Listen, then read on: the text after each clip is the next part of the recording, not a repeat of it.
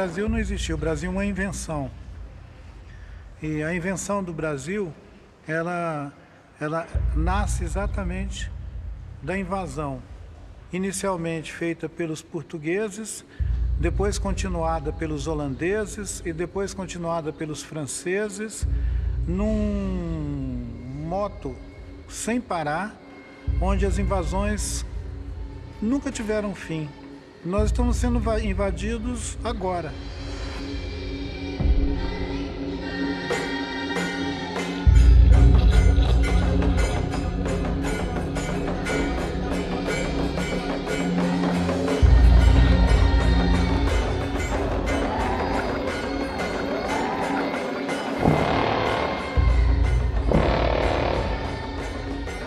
Tinha gente aqui com história, alguns desses povos com história de 2.000 anos. Os Guarani hoje se atesta que tinham 4.000 anos, digamos assim, de compreensão de si como povos, e que se relacionava com os povos andinos e que reivindicavam diante dos andinos uma territorialidade e um respeito pelos povos andinos desse território, que é uma parábola dessa parte que vem lá do que seria o Pantanal, passando por parte do que é Mato Grosso, o Noroeste Paulista, atravessando o Paraná, Santa Catarina, Rio Grande do Sul, pegando uma parábola desses territórios que formam uma cosmogonia onde os Guarani circulam caminhando em busca dessa tal de terra sem males. Uma cosmovisão Guarani que busca um lugar que é um espelho da terra, mas que não tem todos os defeitos daqui da terra. Um lugar melhor do que a terra sem mares.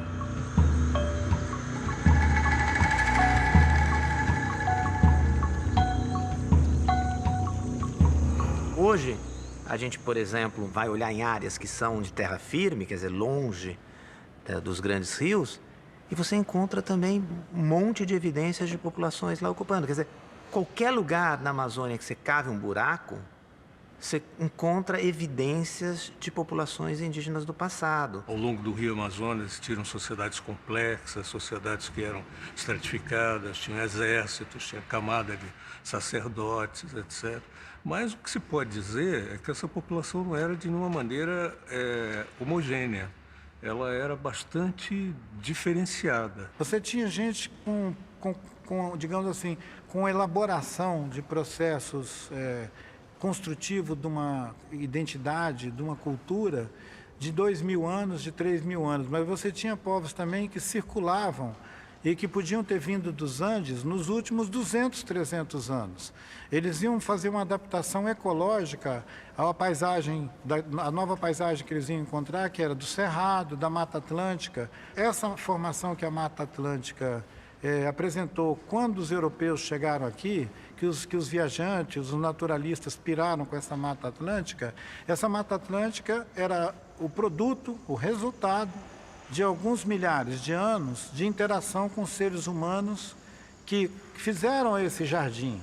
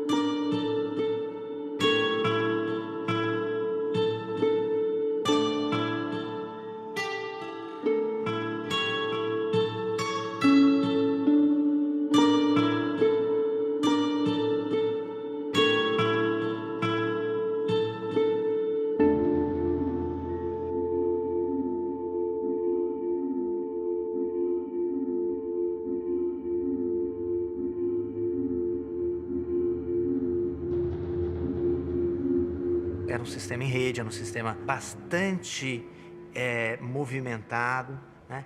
E é uma coisa, seria uma espécie de mundo, assim, um mundo que poderia parecer, assim, com o mundo europeu sem a sua Roma, né? No sentido que você não tinha uma capital, um lugar que centralizava, em que todas as estradas, né, vão dar em Roma. Você tinha, mas elas estavam conectadas. O que a gente encontra de estradas, o que a gente encontra hoje de geoglifos, o que a gente encontra de canais, a gente encontra, esse pessoal estava ocupando esse espaço, esse pessoal estava circulando, esse pessoal estava em contato. Eles se relacionavam com os Quechua, com os Aymara, com os povos andinos, com o Império do Taiwan de Suyo, que tinha em toda essa espinha que é os Andes. Quando os brancos chegaram, eles foram admitidos como mais um na diferença. E se os brancos tivessem educação, eles podiam ter continuado vivendo aqui no meio daqueles povos e produzido outro tipo de experiência. Mas eles chegaram aqui com a má intenção de assaltar essa terra e escravizar o povo que vivia aqui. E foi o que deu errado. Então eu digo isso, qualquer uma pessoa que estiver me ouvindo falar, e se você se sente parte dessa continuidade colonialista que chegou aqui, você é um ladrão. O seu avô foi, seu bisavô foi.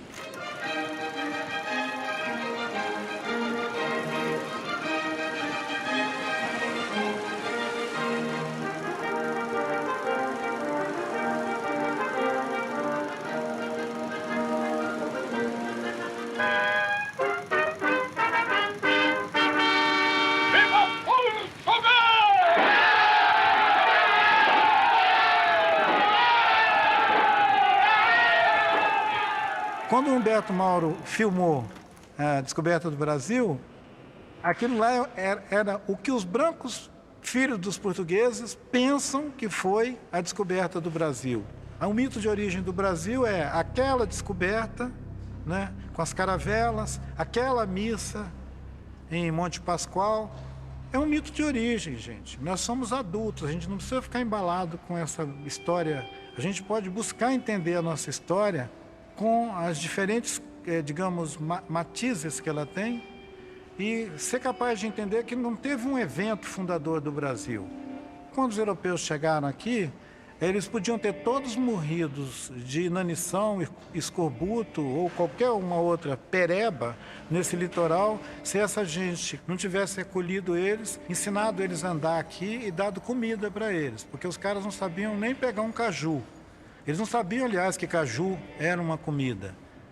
E eles chegaram aqui famélicos, doentes, e o Darcy Ribeiro diz que eles fediam. Quer dizer, baixou uma turma na nossa praia que estava simplesmente podre. A gente podia ter matado eles afogado. Durante muito mais do que 100 anos, o que os índios fizeram foi socorrer brancos flagelados chegando na nossa praia.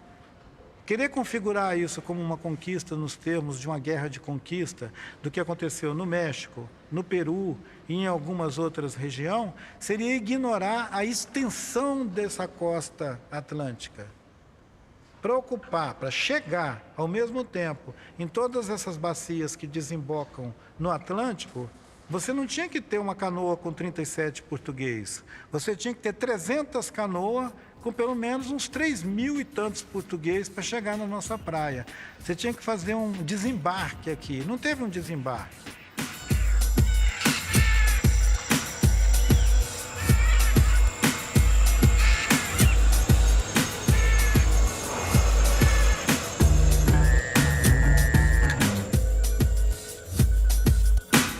Os primeiros registros dos contatos, há um desejo de estabelecer trocas, há um desejo de encontrar mercadorias, metal, ouro, logo isso não se realiza, então é o pau-brasil, são papagaios, são macacos, mas não só. Já os portugueses também capturam escravos. Então, são trocas, mas já são trocas também, eu acho, desde o início, marcadas por uma tensão de uma sociedade, que é a sociedade portuguesa, de comerciantes que estão nesses navios, da monarquia portuguesa, interessada já na conquista, na dominação, de impor o seu ponto de vista. Lévi-Strauss mostrou isso muito bem nos estudos dele, essa grande diferença de mentalidade entre os europeus e os povos americanos, os indígenas americanos. Ao contrário dos europeus, os indígenas muito abertos à alteridade, a incorporar o outro, a diversidade. né? Como parte sempre integrante da sua visão de mundo.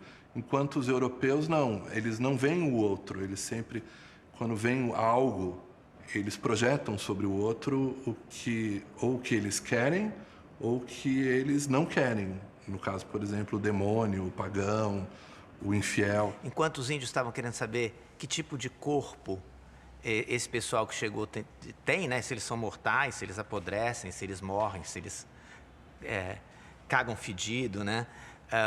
Os espanhóis estavam discutindo, os espanhóis, os portugueses estavam discutindo se esses caras tinham alma ou não, e se podiam ou não ser escravizados, né? Então... Nos enganaram de muitas formas, com agrados, com afagos, né? Com presentes. Então, né? Foi um roubo e foi também essa questão o roubo da própria consciência, né? Também. Porque acho que a gente, quando percebeu que não era, talvez metade das coisas já tinha ido. Né?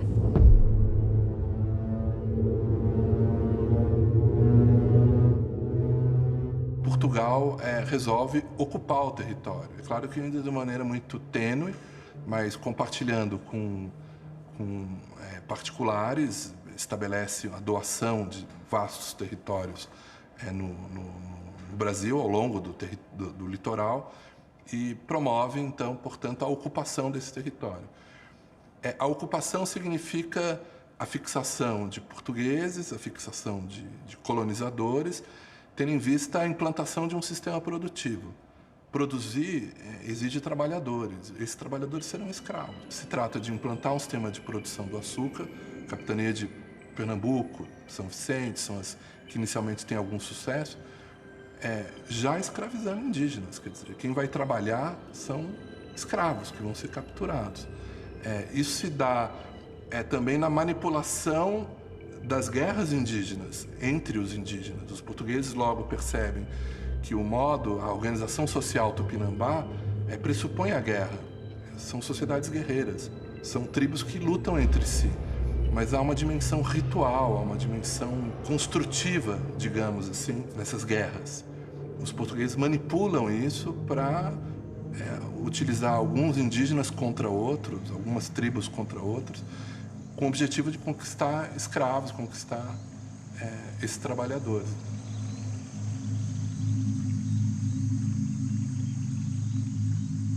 O entendimento que os portugueses estavam tendo de que podiam escravizar os índios foi um dos principais motivos dos índios começarem a queimar os engenhos, queimar as novas sítios coloniais e entender que os brancos eram invasores. Quer dizer, demorou para os índios interpretarem que os brancos estavam aqui para ficar e para tomar a terra e, se possível, escravizar os donos da terra.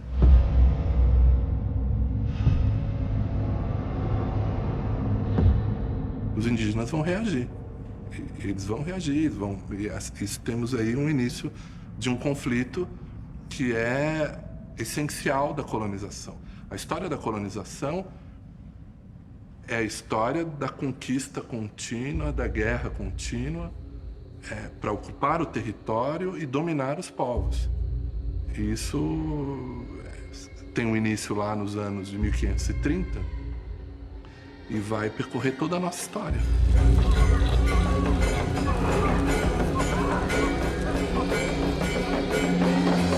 Nós estamos em guerra. Eu não sei por que você está me olhando com essa cara tão simpática. Nós estamos em guerra. O seu mundo e o meu mundo estão em guerra. Os nossos mundos estão todos em guerra. A falsificação ideológica que sugere que nós temos paz é para a gente continuar mantendo a coisa funcionando. Não tem paz em lugar nenhum. É guerra em todos os lugares o tempo todo. Ao contrário do que muita gente diz, de que os empreendimentos portugueses tiveram que trazer negros da África para cá, porque os índios não quiseram ser escravos, isso é uma tremenda de uma mentira.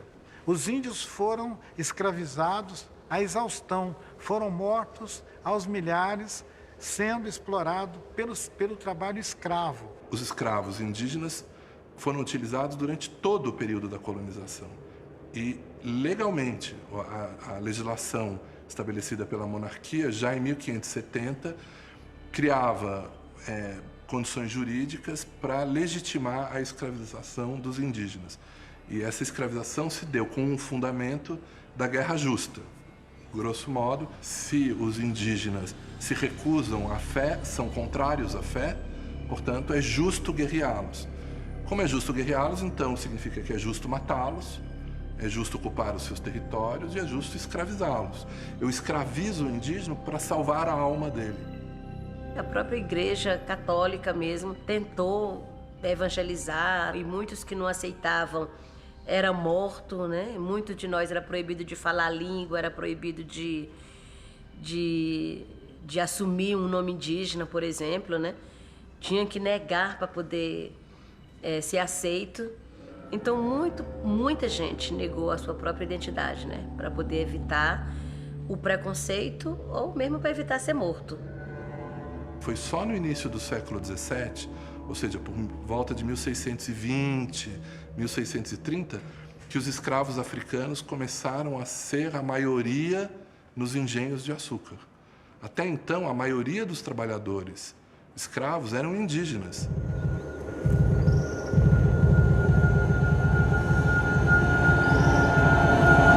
Os portugueses para o sertão, no gado, com essas fazendas, estão encontrando indígenas. São os mesmos indígenas, alguns que recuaram do litoral fugindo do contato e da guerra, ou indígenas que lá viviam há milhares de anos e que resistem. Bem, começam a pôr gado, uma fazenda de gado, os indígenas comem o gado. E isso é interpretado pelos portugueses, os povos indígenas estão atacando as fazendas de gado, estão impedindo a expansão da nossa economia, impedindo, portanto, o avanço do Império Cristão.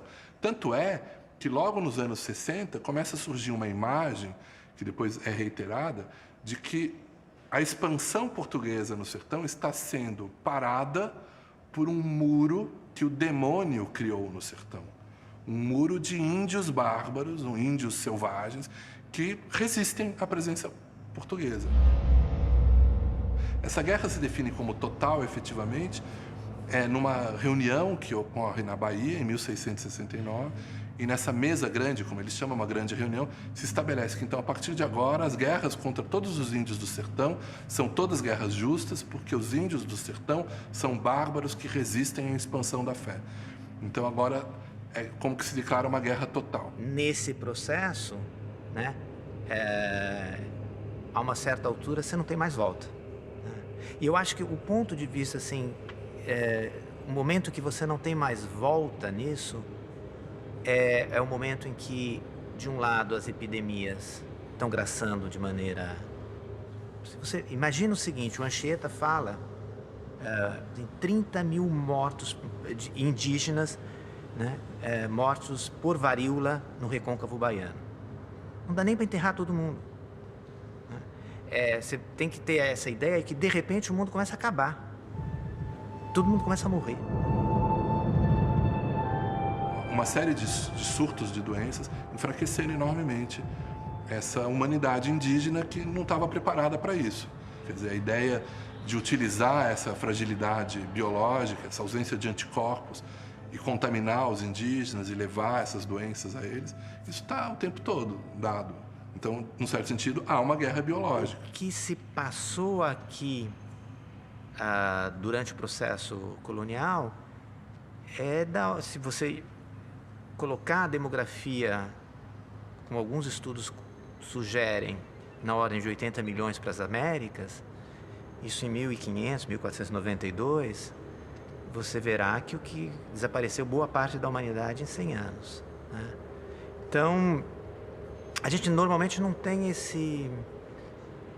essa dimensão do fato. Talvez tenha sido, proporcionalmente na história da humanidade, um dos maiores holocaustos populacionais que a gente tem notícia.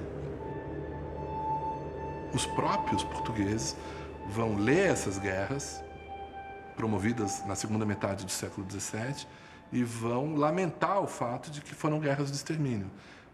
Dizendo, bem, no final nós conquistamos esses territórios, mas despovoamos esses territórios, porque o extermínio dos grupos indígenas também nos deixou vastos territórios sem povos para ocupá-los. Com essa articulação entre contágio, matando por doença, né, e assalto aos lugares onde os índios viviam, a gente chegou ao século XX com uma política do Estado brasileiro, já na República, né, que era de parar de matar aqueles índios.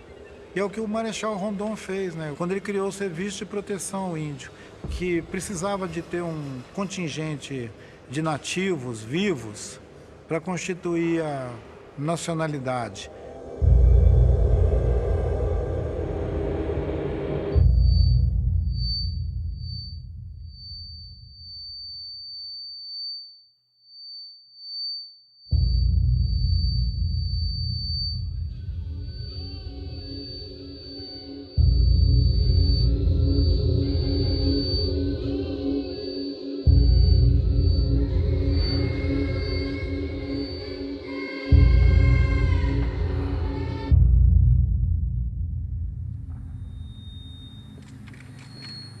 Os senhores não poderão ficar omissos, os senhores não terão como ficar alheios a mais essa agressão, movida pelo poder econômico, pela ganância.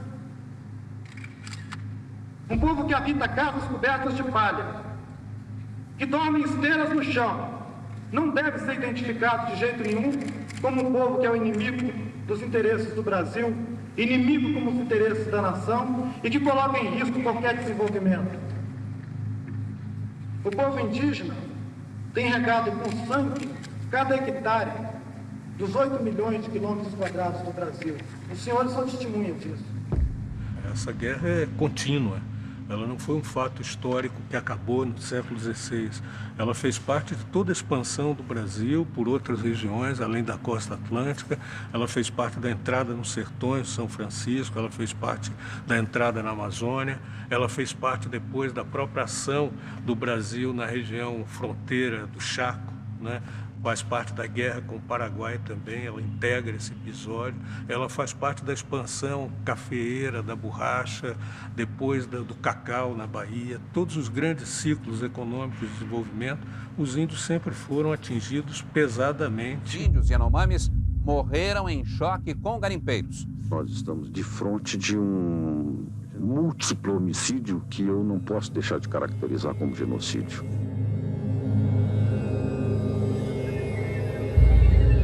Os índios alegam que essas são suas terras originárias, onde viveram seus antepassados e de onde eles teriam sido expulsos. Já os produtores rurais dizem que eles são os verdadeiros donos.